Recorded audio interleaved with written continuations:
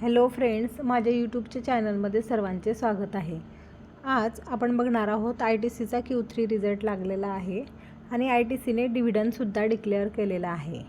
तर सर्वांना माहिती आहे ITC कशाची कंपनी आहे। तर ITC ही FMCG सेक्टरमध्ये ची कंपनी आहे। यामध्ये ITCचा बिझनेस सर्वांना माहिती आहे, सिगरेट, ॲग्री, पेपर यामध्ये आहे। तर चला मग आपण याचा फायनान्शियल रिझल्ट बघूया।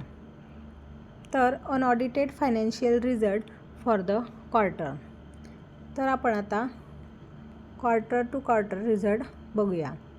हे बघा, इथं दिलेलं आहे 31/12/2023 9 मंथ एंडेड, ओके।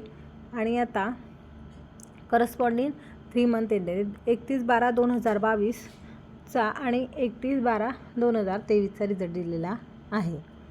तर मग आपण आता बघूया gross revenue from sales of product and services. तर मागच्या डिसेंबरच्या क्वार्टरला पेक्षा यावेळेस रिझल्ट हा चांगला आलेला आहे। मागच्या डिसेंबर क्वार्टरला 18,137 होता करोड, तर आता 18,787 करोड झालेला आहे। तर एक्सपेन्सेससुद्धा जसा प्रॉफिट वाढणार तसा तुमचं इन्कम वाढणार, तसं तुमचे एक्सपेन्सेससुद्धा वाढणार आहे।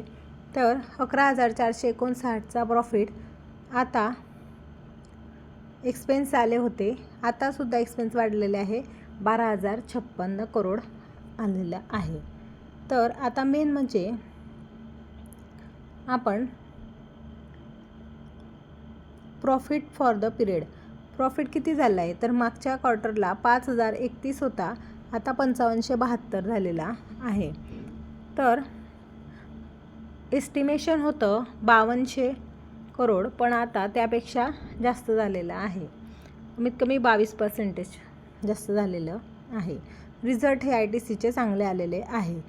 तर आपण बघूया यांचे सेक्टरमध्ये कसा प्रॉफिट झाला आहे। तर यांचं FMCG सेक्टरमध्ये सिगरेट्स अँड अदर्स बिझनेसमध्ये मागच्या क्वार्टरला डिसेंबर क्वार्टरला 12,129 करोडचे आता 12,757 करोड झालेलं आहे।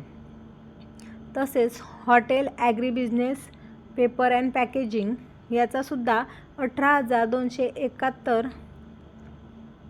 हे बघा 18,271चा 18,735 करोड झालेला आहे। इथंसुद्धा वाढ झालेली आहे। नंतर FMCGमध्येच आपण आता रेव्हेन्यू फ्रॉम सेल अँड प्रॉडक्टमध्ये सुद्धा वाढ झालेली आहे। हे बघा, ग्रॉस रेव्हेन्यूमध्ये सुद्धा वाढ झालेली आहे। मागच्या वेळेस 49,67, आता 51,59 हा झाला FMCGचा। आणि दुसरा hotel, agri business and paper board, paper पॅकेजिंगचा इथं थोडा रेव्हेन्यू कमी झालेला आहे। तर आपण प्रॉफिट बिफोर टॅक्स बघा एवढा लागलेला आहे।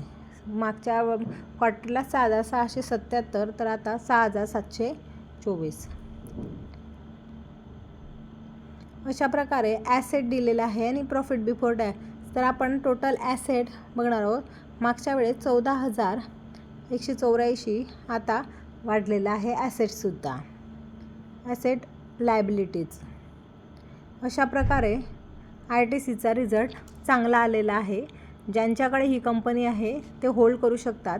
तसेच आपण आता बघूया डिव्हिडंड। बघा, इंटरिम डिव्हिडंड 6.25 पर ऑर्डिनरी शेअर, म्हणजे एका शेअर मागे 6.25 रुपये डिव्हिडंड दिलेला आहे।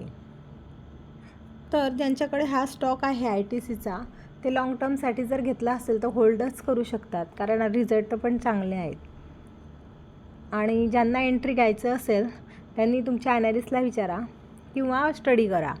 पण स्टॉक असा आहे की लॉंग टर्मसाठी तुम्ही केव्हाही इन्व्हेस्टमेंट करू शकता। जर अशा प्रकारचे स्टॉक मार्केटविषयी जर व्हिडिओ बघायचे असतील तर माझ्या चॅनलला सबस्क्राईब करा, शेअर करा, लाईक करा। तुम्हाला असे नवीन फ्रीमध्ये व्हिडिओ मिळत जातील। थँक्यू।